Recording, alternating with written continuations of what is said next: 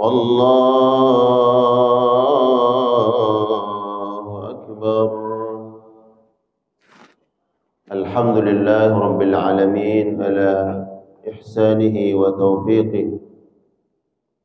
Asyhadu an la ilaha illallah wahdahu la syarika lah. Asyhadu anna Muhammadan abduhu wa rasuluh. Allahumma salli wa sallim wa barik wa karrim ala hadzal nabiyil karim wa ala alihi wa ashabihi wa man sara ala nahjihi wa istanna bi sunnatihi ila yaumiddin wa ba'du. Qalu subhanaka la ilma lana illa ma 'allamtana innaka antal alimul hakim. Allahumma 'allimna ma yanfa'una wanfa'na bima 'allamtana wa zidna 'ilma. وأصلح لنا شؤوننا كلها ولا تكلنا إلى أنفسنا طرفة عين. اللهم إنا نعوذ بك من علم لا ينفع ومن قلب لا يخشع ومن دعاء لا يستجاب له. اللهم آمين يا الله يا رب العالمين. Alhamdulillah jemaah sekalian Allah muliakan. Apa kabar semuanya? Alhamdulillah wa syukurillah yang sehat. Semoga Allah Subhanahu wa taala senantiasa menjaga kesehatannya, diberkahi usia dan umurnya, dimudahkan segala urusannya, dan keluarga kita Allah bimbing dalam ketaatan kepada Allah Subhanahu wa taala. Kita bersyukur kepada Allah Subhanahu wa taala di pagi hari ini kita dijumpakan, dipertemukan oleh Allah Subhanahu wa taala dalam ketaatan, dalam majlis ilmu. InsyaAllah langkah kaki kita dari rumah melaksanakan salah satu kewajiban kita, melaksanakan salat subuh berjamaah di masjid, kemudian duduk di majlis ini.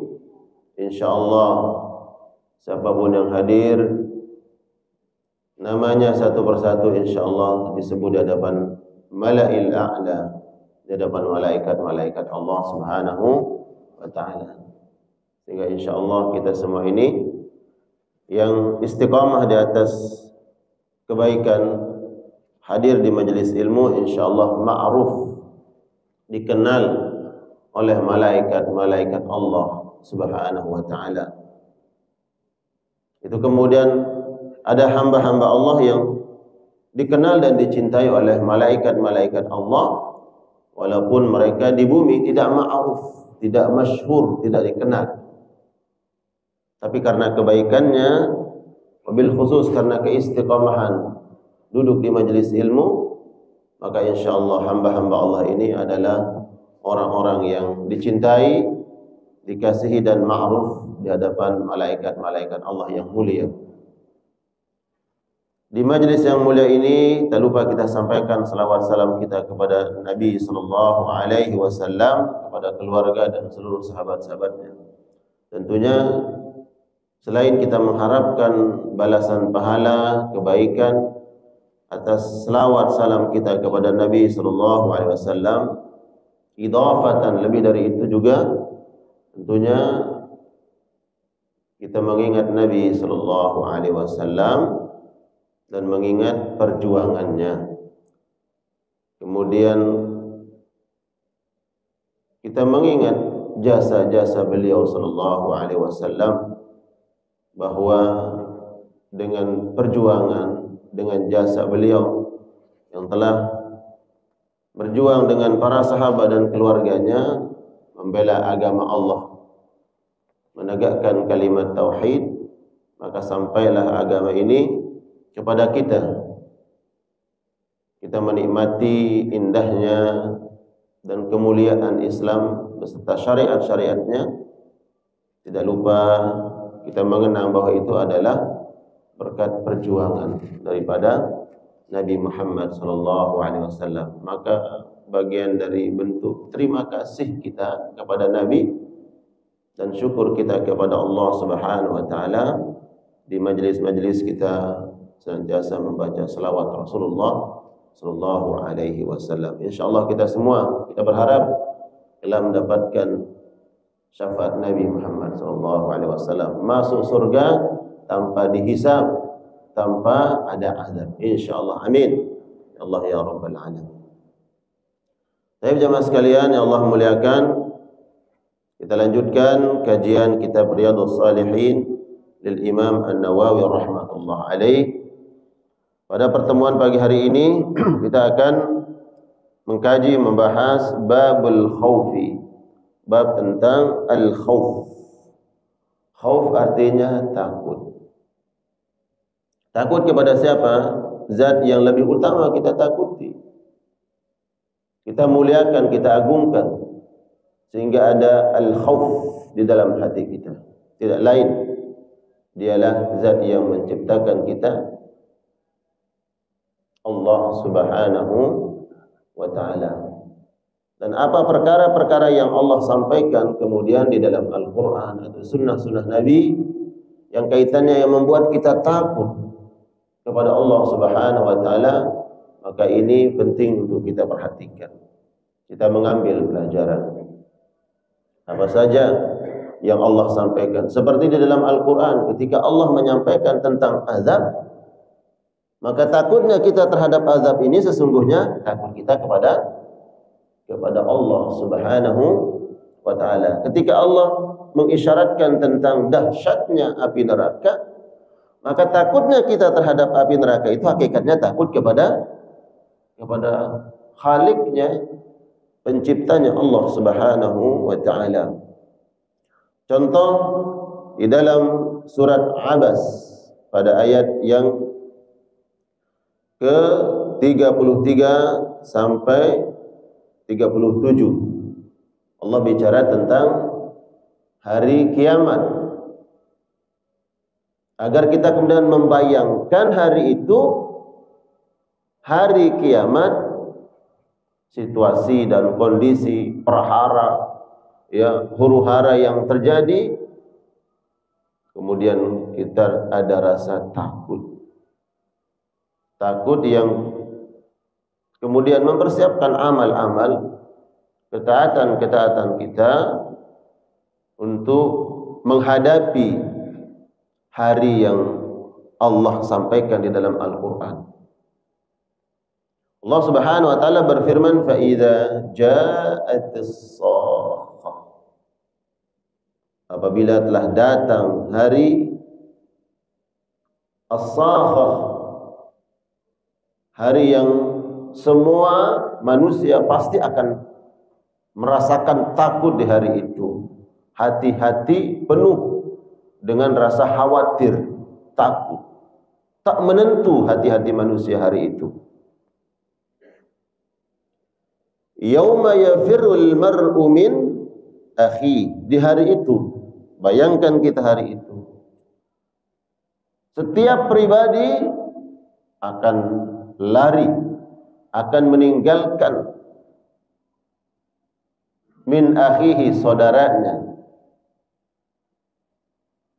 wa ummihi wa abi, lari dari ibu dan ayahnya, wa sahibatihi wa bani, dari pasangannya dan anak-anaknya. Suami lari meninggalkan istrinya, istri tidak lagi mengenal suaminya, begitu juga anak-anaknya.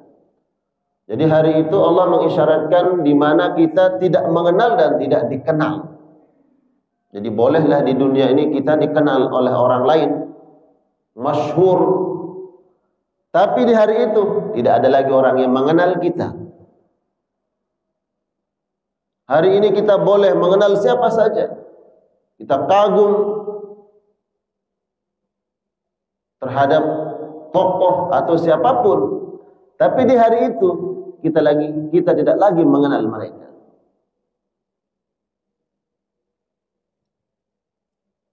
Nafsi-nafsi. Kenapa tidak mengenal mereka? Karena kita sudah tidak peduli dan tidak diperdulikan. Bahkan orang yang paling dekat hubungan secara nasab, yang semasa di dunia kita meminta pertolongan, minta bantuan, yaitu orang tua, anak, saudara, bahkan disebut di sini wasahibatihi, pasangan. suami atau istri. Hari itu kita tidak lagi peduli dengan mereka. Ketidakpedulian kita itu seolah-olah kita tidak mengenal mereka. Kita kan kalau tidak peduli sama orang, mau berpapasan di pinggir jalan tidak peduli, seperti tidak kenal, melengos saja, enggak kenal, tidak mau tegur sapa. Situasi dan keadaan hari itu, bagaimana manusia keadaannya, ini menggambarkan berarti situasi yang sangat menakutkan. Kalau hari ini terjadi bencana yang menurut kita bencana yang dahsyat, maka seorang ayah, seorang ibu, orang tua atau anak masih mengingat keluarganya. Dalam situasi apapun, dia ingat anaknya, dia ingat ibunya, dia ingat ayahnya.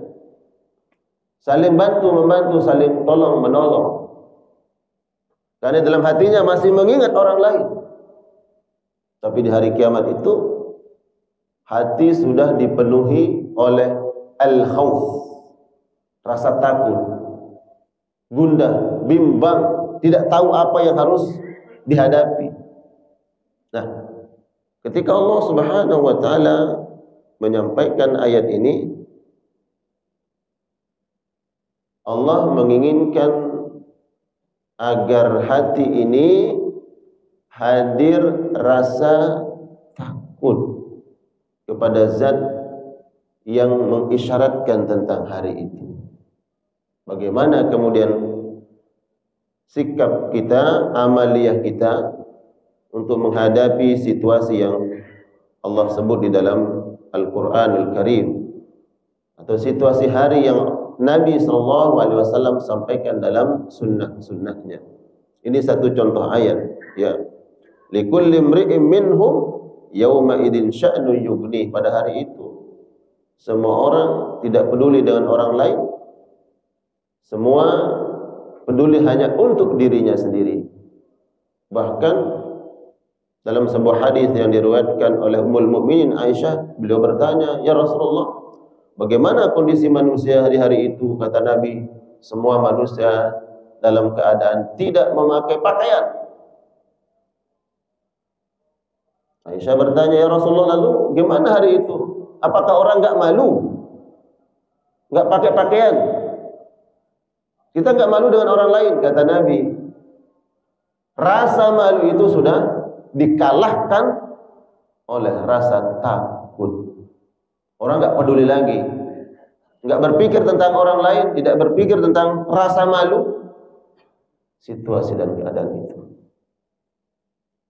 Bayangkan berarti bagaimana huru-hara yang terjadi di hari itu, hari kiamat. Maka harus rasa ada takut kepada Allah.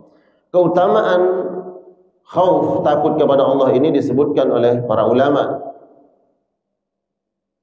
Seorang ulama bernama Sahal bin Abdullah, beliau ini hidup pada tahun 200 Hijriah, 200 Hijriah. Beliau mengatakan, "Man khafallah amanahu Allah." Siapa saja yang di dalam hatinya menyimpan rasa takut kepada Allah, maka nanti di akhirat Allah akan berikan rasa aman dalam hatinya. Orang yang hatinya merasa tidak takut kepada Allah, tidak meletakkan Allah sesuai dengan kedudukannya, keagungannya, sesuai dengan kekuasaannya, maka nanti di akhirat Allah akan penuhi hatinya dengan rasa takut kepada Allah. Nah, rasa takut yang dimiliki oleh seorang hamba di dunia bukan takut seperti kita takut terhadap binatang. Takut terhadap binatang buas, lari, menghindar dari binatang tersebut. Kenapa? Karena ada sifat-sifat keburukan kebuasan ada pada binatang. Kita takut, kita menghindar, kita lari. Sebaliknya takut kepada Allah karena Allah tidak memiliki sifat-sifat sebagaimana tadi. Kalau binatang, binatang buas dan ingin menyakiti, ingin memangsa, ingin menzalimi. Allah tidak memiliki sifat itu.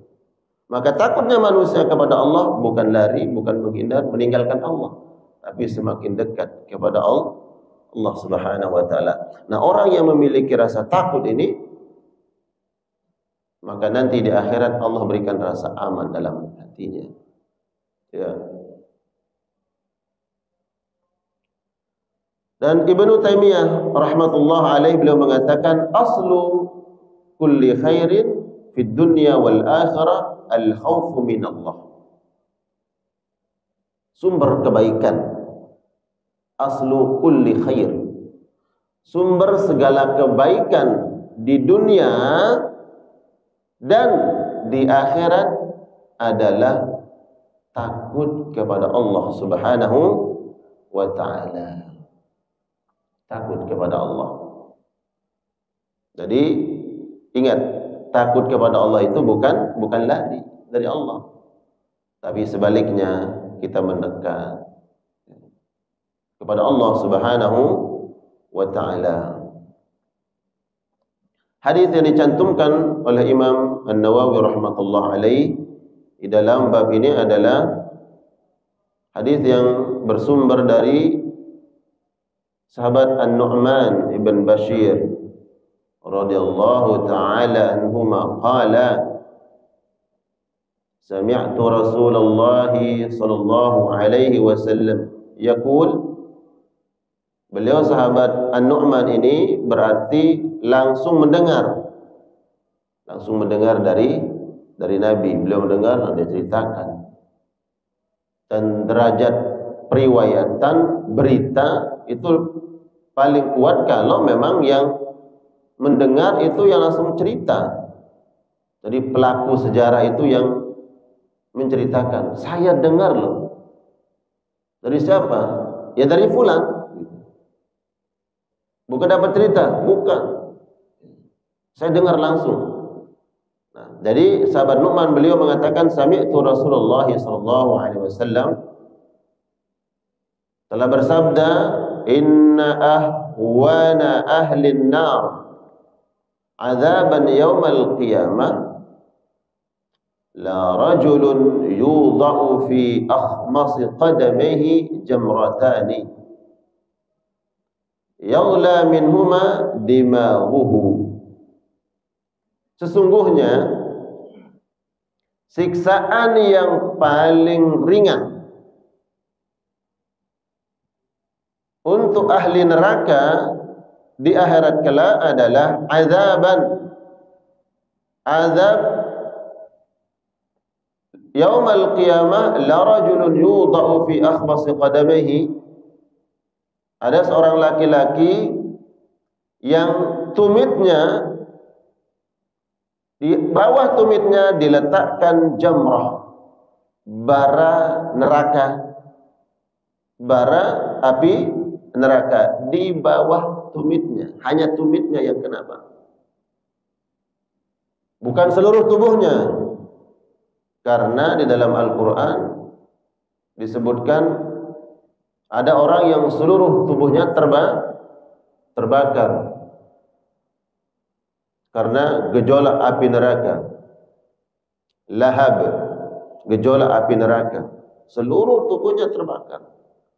Nabi mengatakan nanti ada bara api dari neraka diletakkan di bawah tumit, bukan di bawah telapak kaki. Bedakan. Bukan di bawah telapak kaki. Kalau bawah telapak kaki seolah seperti sendal kita injak, berarti seluruh telapak kaki kita kena. Enggak, ini di bawah tumitnya ada bara. Dengan bara api yang hanya di bawah tumitnya itu mendidih. Yaghla minhuma dimaghuhu, maka kepalanya mendidih. Na'udzubillah.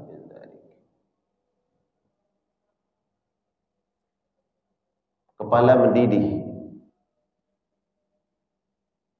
ma yara anna ahadan ashaddu minhu adzaban. Dia merasa bahwa tidak ada orang yang paling dahsyat, yang paling pedih azabnya dibandingkan dia. Dia merasa dia yang paling berat siksaannya. Padahal Nabi mengatakan ahwan, justru dia yang paling ringan. Kenapa dia merasa oh, saya ini adalah paling berat siksaannya? Dia merasa dia paling menderita di akhirat, padahal hanya bara api neraka diletakkan di tumitnya. Bagaimana kalau sendalnya itu dari api neraka, Pak? Dibuatkan sendal dari api neraka, belum kakinya menyentuh sendal tersebut sudah meleleh, hancur lebur. Na'udzubillah, tsumma na'udzubillah. Dzalika yukhawwifullahu bihi 'ibadah ya 'ibadi fattaqun. Semua ini diceritakan, dikisahkan, disampaikan kepada kalian, kata Allah, tentang azab-azab neraka agar kalian takut kepada Allah, maka takutlah, kata Allah. Ya ibadi fattaqun, maka takutlah. Na'udzubillah min dzalik. Lalu ada di antara kita yang kuat dengan azab neraka, Pak? Kita bicara tentang azab ini bukan untuk tanda kutip menakut-nakuti yang tidak produktif. Kata Allah, fattaqun, takut yang produktif. Oh iya, kalau ada hari itu, lalu bagaimana kita mempersiapkan diri tentang dahsyatnya hari kiamat? Ketika Nabi berkhutbah di atas mimbar tentang hari kiamat akan tiba, Nabi menceritakan azab-azabnya, kondisi orang-orang yang ada di dalam neraka. Kemudian ada seorang Arab Badui ngangkat tangan, ya Muhammad. Dia enggak pakai kata ya Rasulullah, ya Muhammad. Kapan datangnya hari itu, hari kiamat? Apakah ini cerita fiksi? Ya, dongeng? Karena orang yang sudah meninggal dunia enggak ada yang cerita. Apakah datang hari kiamat itu dan kapan datangnya? Kata Nabi apa? Kalau kau terdengar cerita tentang hari kiamat ini, huru-haranya dan siksaan-siksaan yang akan dialami, yang dirasakan oleh orang yang ingkar, lalu bekalmu apa untuk menghadapi hari kiamat? Bekalmu apa?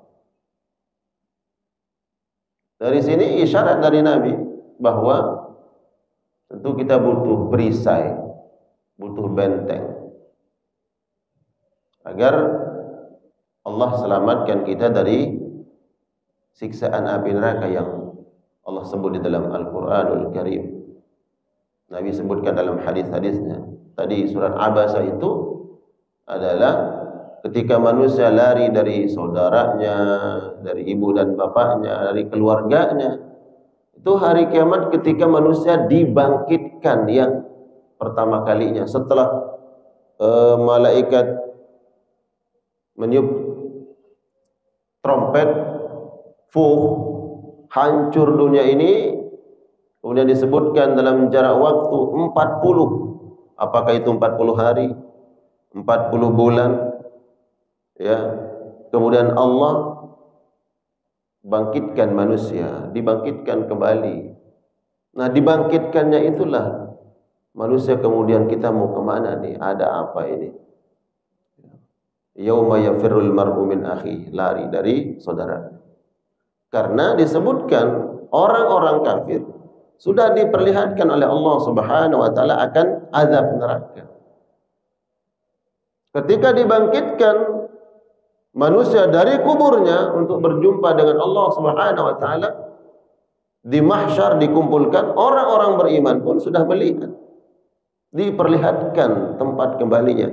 Jangankan ketika dibangkitkan itu, dalam keadaan sakaratul maut pun itu manusia yang taat kepada Allah sudah diperlihatkan. Nanti kamu di sini loh, ya, diperlihatkan. Walaupun hakikatnya semua manusia hari itu dalam keadaan bingung, ya, secara umum takut, khawatir, kemana akan mereka berjumpa dengan Allah, bagaimana keadaannya. Tapi sebagian manusia ada yang tenang, ada yang diberikan naungan. Mereka yang ditenangkan hatinya oleh Allah Subhanahu wa taala, yang selama ini di dunia merasa tidak tenang. Tidak tenang dengan apa? Tidak tenang bagaimana nanti kesudahan kita di akhirat. Sehingga ketidaktenangan dia, kerisauan, kegelisahannya itu membuat dia mempersiapkan amal. Orang biasanya kalau merasa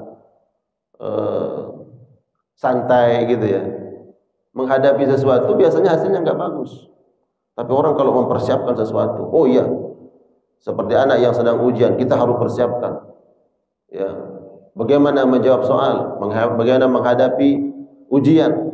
Dia nggak merasa tenang, hasilnya biasanya lebih bagus. Beda dengan orang, besok ujian, santai aja. Besok jawab seadanya aja. Karena persiapan jawaban seadanya, hasilnya pun seadanya. Nah, ini jamaah sekalian Allah muliakan. Jadi Nabi menyebutkan siksaan yang paling ringan. Seseorang itu diletakkan bara neraka di tumitnya, kepala mendidih. Allah, berarti panasnya seperti apa? Sekarang kalau ada air yang mendidih, Pak, mendidih, kita masak air, coba pegang, celupkan tangan di situ. Ada yang kuat di antara kita? Para salafus saleh terdahulu, mereka ketika membayangkan tentang dahsyatnya api neraka, kemudian ketika mereka sholat, Pak, mereka sholat,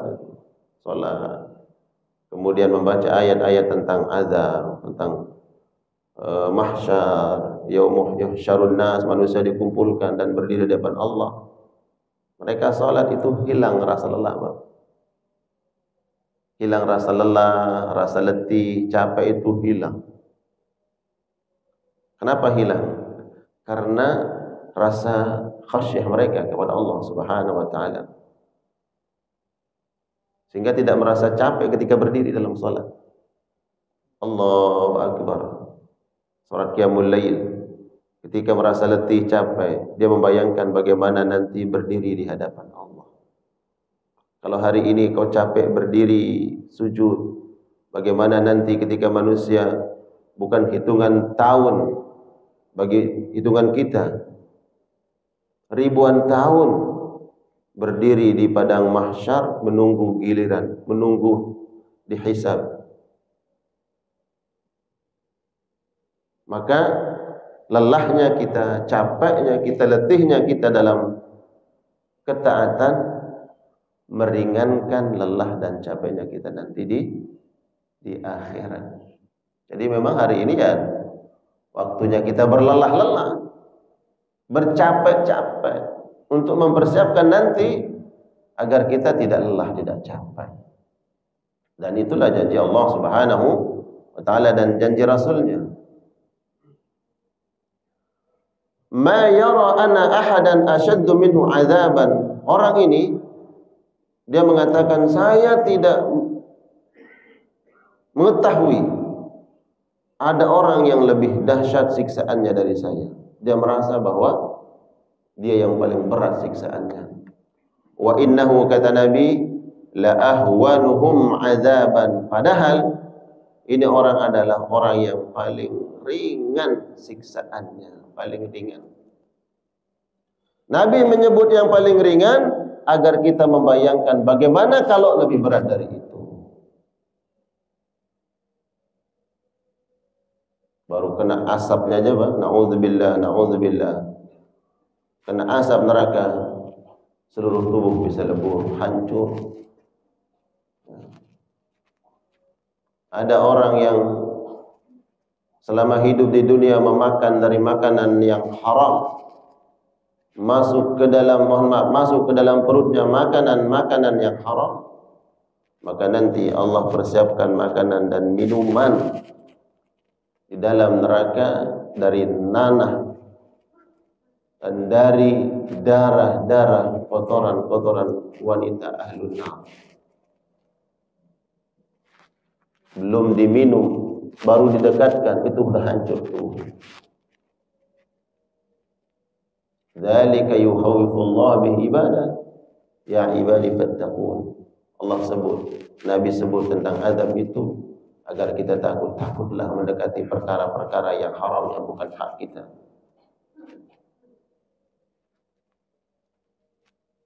Kemudian hadis kedua yang disampaikan oleh Imam Nawawi dalam bab ini adalah situasi dan keadaan manusia ketika akan diinterogasi oleh Allah Subhanahu wa taala. Setiap manusia akan ditanya oleh Allah satu persatu.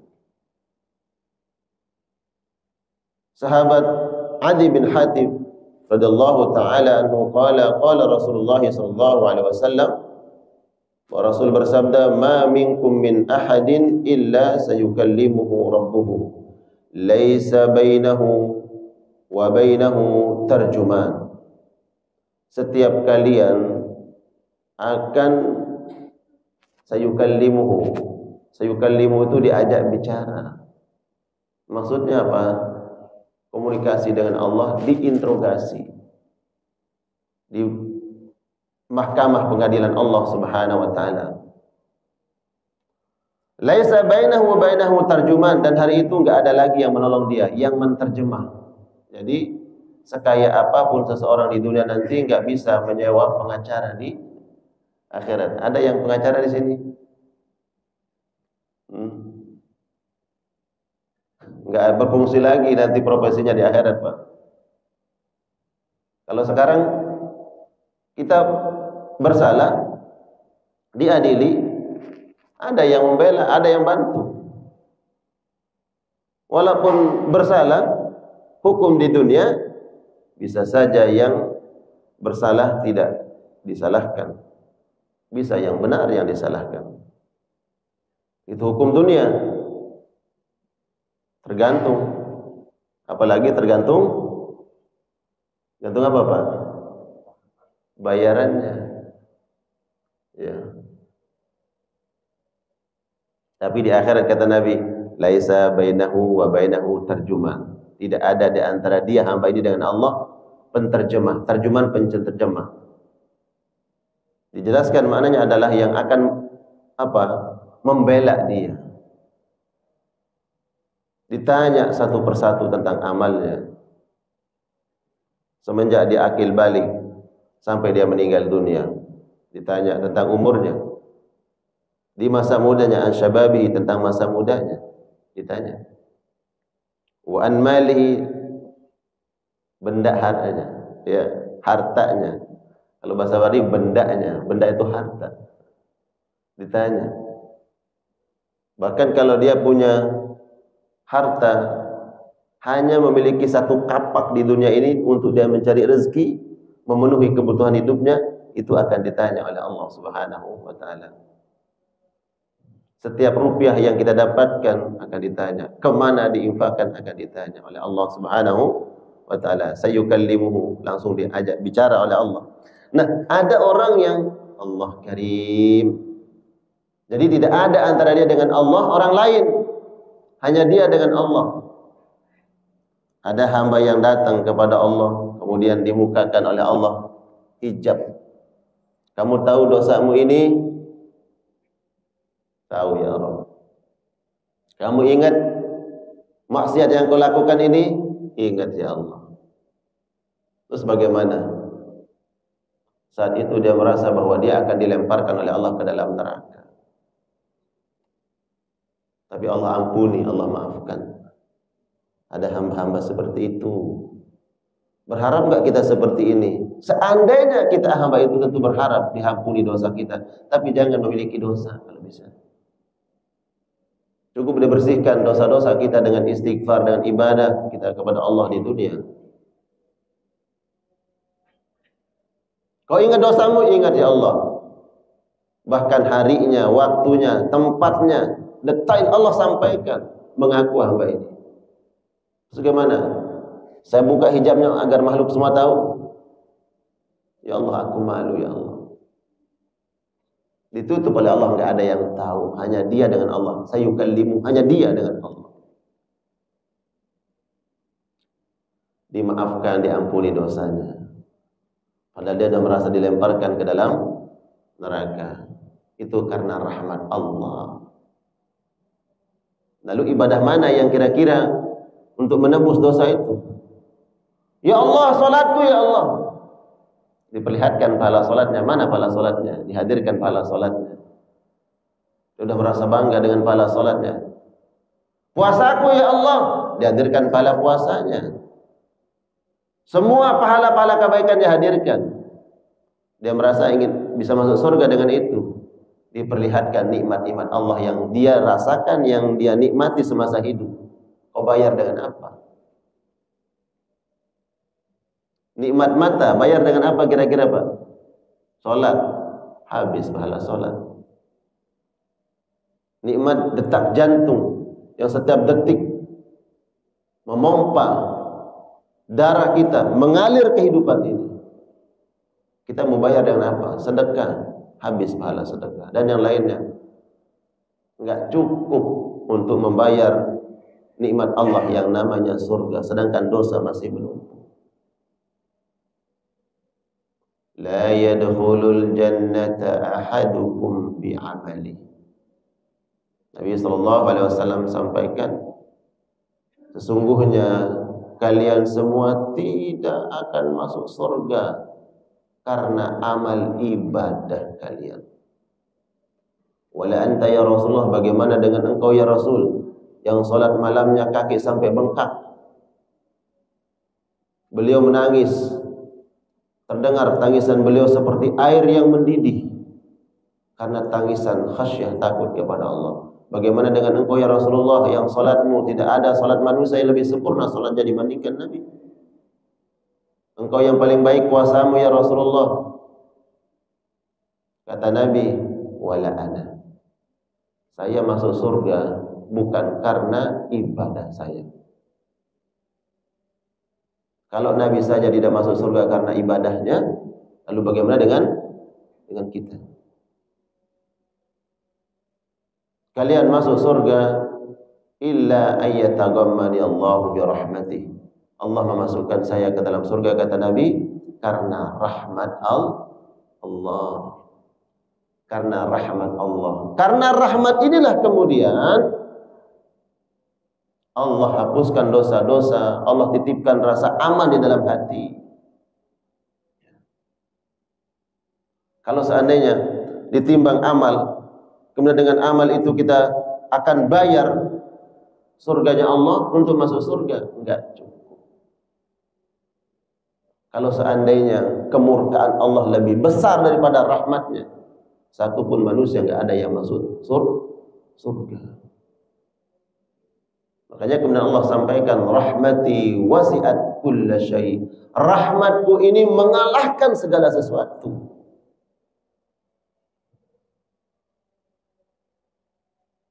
Bagaimana cara mendapatkan rahmat? Ini kan yang penting, Pak. Untuk mendapatkan rahmat Allah itu salah satunya dengan menghadirkan rasa khasyah tadi.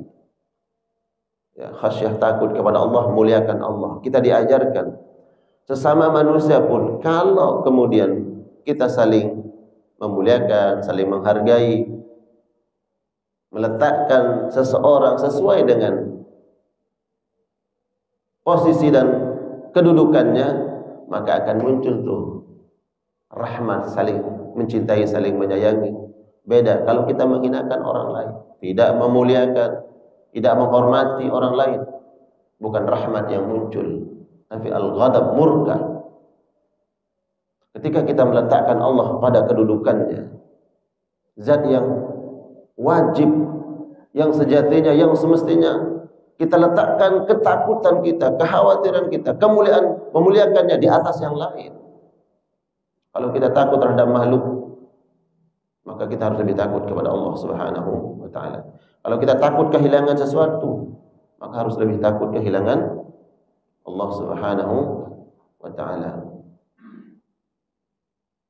Untuk mendapatkan rahmat Allah ini salah satunya disebutkan dengan memenuhi hati dengan rahmat, dengan kasih sayang. Irhamu man fil ard yarhamukum man fis sama. Rahmati makhluk Allah, merahmati ciptaan Allah, maka penduduk langit akan merahmatimu. Siapa penduduk langit itu? Kita enggak tahu. Siapa yang menyampaikan? Nabi sallallahu alaihi wasallam. Di mana kita temukan? Dalam penjelasan-penjelasan para ulama. Ternyata yang dimaksud dengan ahlus sama pertama adalah Allah Subhanahu wa taala. Irhamu man fil ard yarhamukum man fis sama. Rahmati makhluk Allah, maka penduduk langit akan merahmatimu. Allah akan merahmati. Kalau Allah sudah merahmati, mohon maaf, sebesar apapun dosa kita, maksiat kita, walaupun kita tentunya enggak ingin berbuat maksiat, tapi kalau seandainya terjadi ada dosa, ada maksiat yang kita bawa kembali kepada Allah, ada rahmat Allah. Pantaskah kita mendapatkan rahmat Allah? Pantas, karena semasa hidup hati kita penuh dengan rahmat Allah. Enggak ada tuh rasa dendam, rasa benci, ingin menyakiti. Itu hati-hati yang begitu tuh yang pantas tuh mendapatkan rahmat Allah. Tapi kalau dari tatapan matanya aja, sikapnya aja sudah hanya hatinya penuh dengan permusuhan, hatinya penuh dengan kebencian, hatinya tidak ada menampakkan persahabatan. Dari sikap, perbuatan, ucapan, ini orang yang jauh dari rahmat Allah Subhanahu wa taala. Udah, siapapun yang kita rahmati, Islam mengajarkan seperti itu. Bahkan rahmatan lil alamin, rahmatnya Allah Subhanahu wa taala yang dibawa oleh Nabi Muhammad SAW itu, bahkan dalam peperangan pun Al-Quran bicara tentang rahmat. Dalam peperangan yang mana situasi seorang ingin saling bunuh-membunuh, Nabi mengajarkan rahmat. Bayangkan, dalam perang. Makanya orang-orang beriman kepada Allah betul-betul memahami rahmat itu. Dari mana Pak nampak orang yang hatinya tidak penuh dengan rahmat?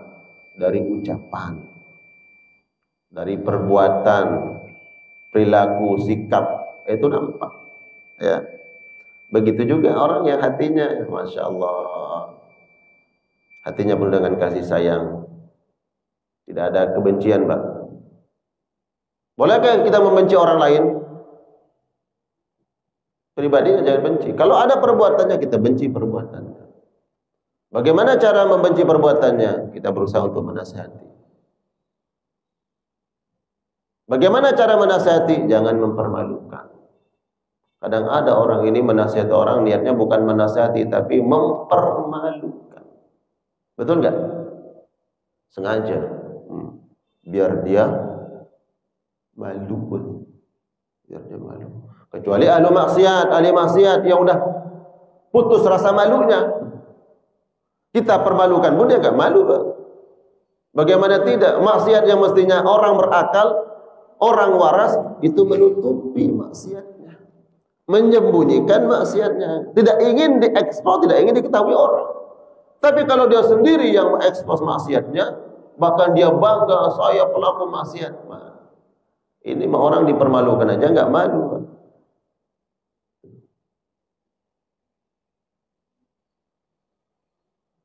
Jadi perkara yang menyebabkan kita mendapatkan rahmat Allah Subhanahu wa taala, agar nanti kemudian Allah bebaskan kita dari azab-azab neraka, diliputi oleh rahmat Allah, masuk ke dalam surganya, penuhi hati dengan rahmat, dengan kasih sayang.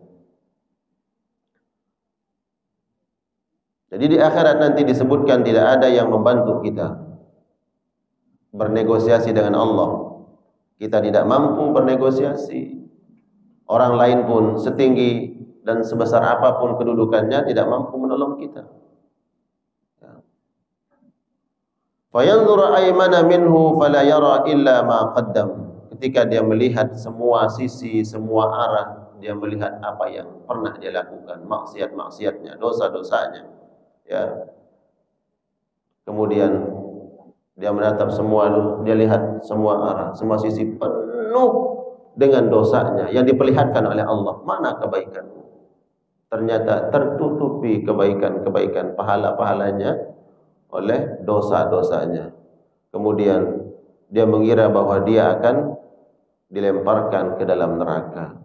Maka di akhir hadis ini Nabi mengatakan fattaqun nar. Maka takutlah kalian akan neraka Allah walau bisyikki tamrah. Walaupun dengan hanya sebutir korma. Sebutir korma menunjukkan apa?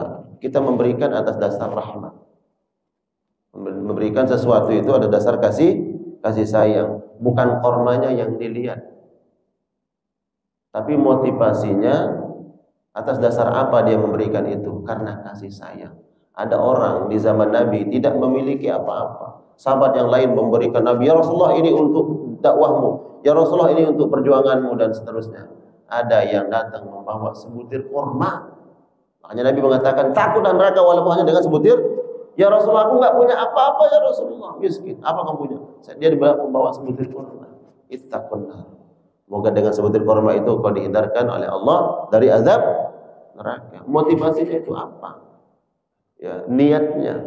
Kalau dia semata-mata khalisan lillah, semangatnya adalah ingin mendapatkan ridha Allah sesuai dengan kadar kemampuannya, kadar kemampuan niat itu yang dilihat oleh Allah Subhanahu wa taala. Nah, duduknya kita di majelis ini dari ba'da salat subuh sampai detik ini itu perkara besar. Ya, ini sulit. Tapi Allah yang mudahkan. Allah yang ringankan. Ya. Waktu hampir 1 jam. Bisa enggak 1 jam itu dibayar dengan sebutir korma? Ya enggak cukup. Berarti kita telah melakukan perkara yang lebih dari itu. Ini bentuk khasyah kita, khauf kita kepada Allah Subhanahu wa taala. Yang mendengar dan yang bicara, mudah-mudahan nanti di akhirat Allah bebaskan dari azab neraka. Amin.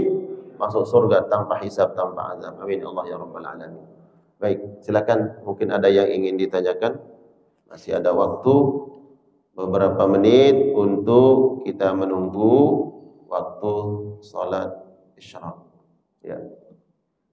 Ya, kita beri jeda waktu ini untuk menunggu ya. Khawatir nanti kalau udah lebih waktunya kemudian ada yang bertanya, kelamaan. Ya. Biasanya Pak ahlu soal beliau di situ. Ahlu soal. Ya. Silakan Pak. Silakan. Ini untuk menunggu waktu, belum waktunya sholat. Kalau kita cukupkan, belum waktunya sholat. Langsung pulang nanti biasanya enggak sholat. Ya. Ya.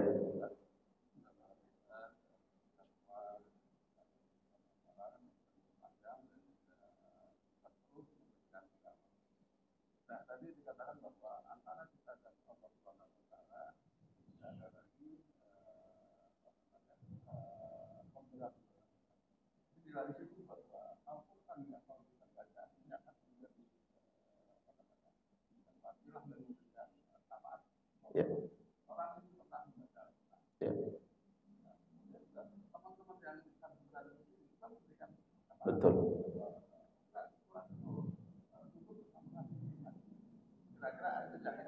Apakah ini kontradiktif gitu ya? Ya. Baik. Jadi fase seseorang mulai dari dibangkitkan nanti sampai masuk surga ini masih panjang. Ya. Di fase mana nanti kemudian Al-Qur'an akan hadir? Ya, Al-Qur'an akan datang. Pertama disebutkan di sini ketika semua manusia dibangkitkan oleh Allah Subhanahu wa taala, dibangkitkan di padang mahsyar. Nggak ada yang menolong kita, nggak ada yang membantu kita. Tapi ada istitsna, pengecualian. Ini secara umum dulu ya, hadisnya bicara. Tapi nanti kemudian di hadis-hadis yang lain ada pengecualian. Ada orang yang kemudian dinaungi oleh Allah Subhanahu wa taala. Bahkan dari fase pertama manusia dibangkitkan sudah mendapatkan pertolongan Allah. Siapa pemimpin yang adil? Orang-orang yang hatinya dekat dengan masjid, mu'allaqun bil masajid. Ini orang-orang yang nanti baru dibangkitkan, orang sudah takut, ya, risau, gelisah, lari kemana-mana. Hari apa ini? Hari apa ini? Yang lainnya tenang, diberikan rasa tenang oleh Allah. Kemudian di saat itu menunggu untuk mulai dihisab. Ini kan bicara tentang hisab, satu persatu. Sini dipanggil oleh Allah. Ya, ditanya tentang kehidupannya. Setelah itu baru nanti, ya udah lihat ya, baru nanti akan ditimbang amal-amalnya. Nah, di fase pertama manusia dibangkitkan, ada orang yang menunggu untuk diajak bicara oleh Allah, dipanggil satu persatu ini. Ada yang menunggu 50.000 tahun. 50.000 tahun. Tergantung kita urutan yang mana. Nah, ketika menunggu waktu untuk sayukallimuhullah itu, menunggu giliran, ada yang keringatnya sampai menutupi mata kakinya.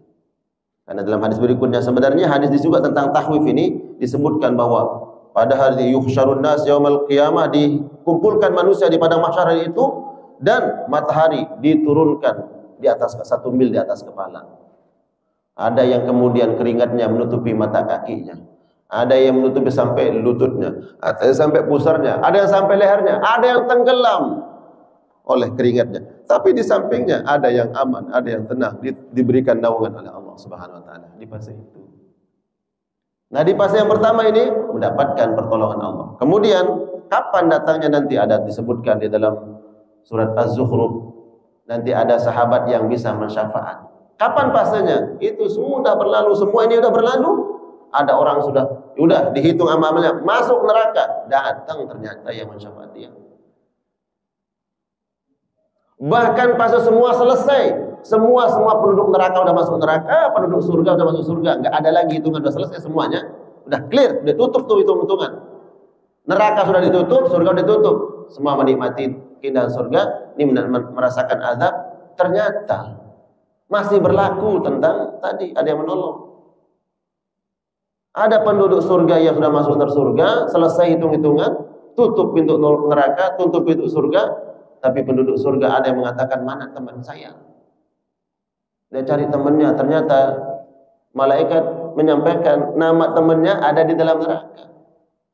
Dan orang yang di penduduk surga ini minta sama Allah, ya Allah, tolong ya Allah, agar sempurna nikmatku di surga ini, aku ingin bersama temanku. Akhirnya disyafaat juga. Temannya yang di neraka diangkat oleh Allah masuk ke dalam surga. Padahal sudah clear, Pak, semua sudah selesai. Penduduk neraka sudah masuk neraka, penduduk surga sudah masuk surga, selesai. Tapi ada syafaat tadi. Ya, jadi fasenya panjang nih, Pak. Di fase mana nanti kita akan mendapatkan itu? Ya, apakah ketika di fase mizan, ya, mizan dihitung amal-amal, atau di fase kita di syirat? Syirat ini udah selesai mizan, syirat akan melewati, menentukan nih apakah masuk surga atau masuk neraka. Ada ternyata saat itu yang mensyafaat. Ya, bahkan syafaat yang paling kita butuhkan saat itu adalah syafaat Nabi Muhammad sallallahu alaihi wasallam. Dalam hitung-hitungan syafaat Nabi enggak mensyafaat kita. Dihitung amal-amal kita, ternyata amalnya 50-50 nih.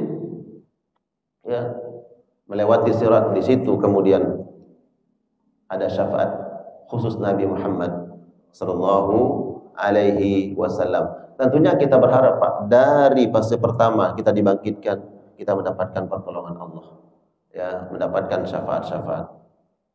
Jadi hitungan dunia ini sangat sebentar, Pak, sangat sebentar. 60 tahun hidup di dunia, ya Allah, sebentar dibandingkan dengan akhirat. bahkan tidak lebih lama dari kedipan mata kalau dibandingkan dengan akhirat. Coba kedip sebentar. Ya, kedipan kita itu lebih lama dibandingkan umur dunia. Jangan umur kita, umur dunia dibandingkan dengan akhirat. Maka jangan gadaikan akhirat yang paling utama disebabkan karena dunia. Jangan meninggalkan akhirat karena dunia. Ini insyaallah bentuk nyata bahwa kita memperhatikan dan mengutamakan negeri akhirat kita. Amin. Ya Allah ya Rabbal Alamin. Baik, kita cukupkan. Semoga kajian kita pada pagi hari ini pertama menambah wawasan keislaman kita, kedua yang paling penting meningkatkan kualitas takwa dan kesalehan kita di hadapan Allah Subhanahu wa ta'ala. Tidak ada manfaatnya ilmu itu kalau tidak meningkatkan kesalehan dan ketakwaan kita. Kita cukupkan dengan doa kafatul majlis. Subhanakallahumma bihamdika asyhadu an la ilaha illa anta astaghfiruka wa atubu ilaik. Wa sallallahu ala nabiyyina Muhammad wa ala alihi wa ashabihi wa sallam. Assalamualaikum warahmatullahi wabarakatuh.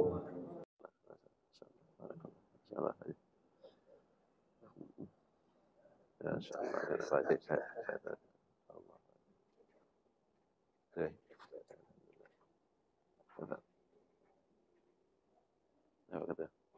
Barakallah.